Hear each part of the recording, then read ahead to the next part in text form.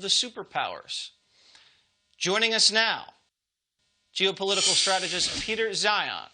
All right, so Peter, tell me something. You're obviously seeing this collision coming a mile away between the United States and China. This is going to define the next 100 years.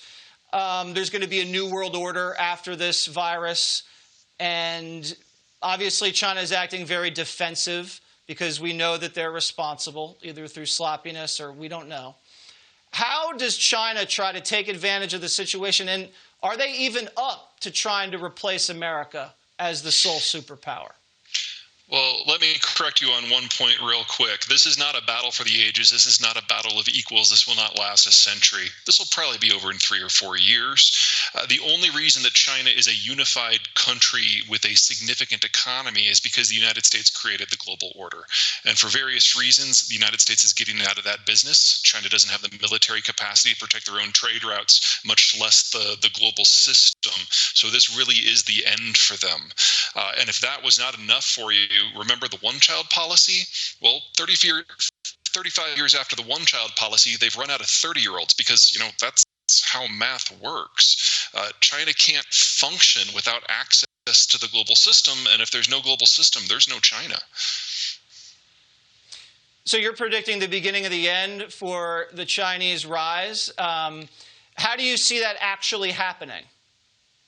Well, Chinese history is rich with dozens of examples of how it can all go to hell in a very short period of time. If I had to guess right now, with what we've seen in the last few weeks, the Chinese Politburo, the people at the top, are convinced that there is no way forward without the United States continuing to do what it's done for the last 70 years. Whether it's Trump or his successor, this really is the end of the global order. Americans left, right, and center are just tired of it, and China knows they can't survive without it. And if the Chinese government fully has accepted that that is something that they cannot duplicate or replicate, then they've got to prepare for complete political lockdown. Because if they've got to choose between a China that is linked to various parts of the world but starts to fracture, or one that they can hold the pieces together and they just drop into a Maoist tyranny, that's not a debate in China. They're going to try to hold it together.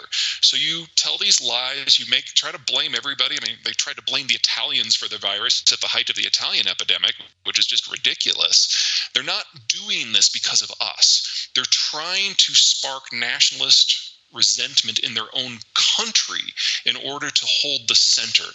It's not a great strategy, but it's honestly the best one they've got.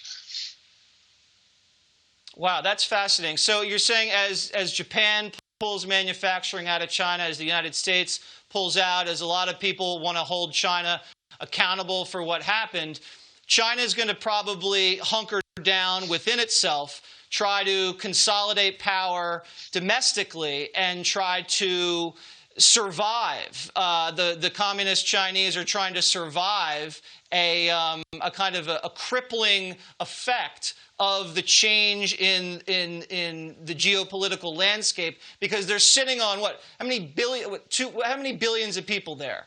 1.4, roughly. The way you're saying the trajectory is, it can't last that much longer.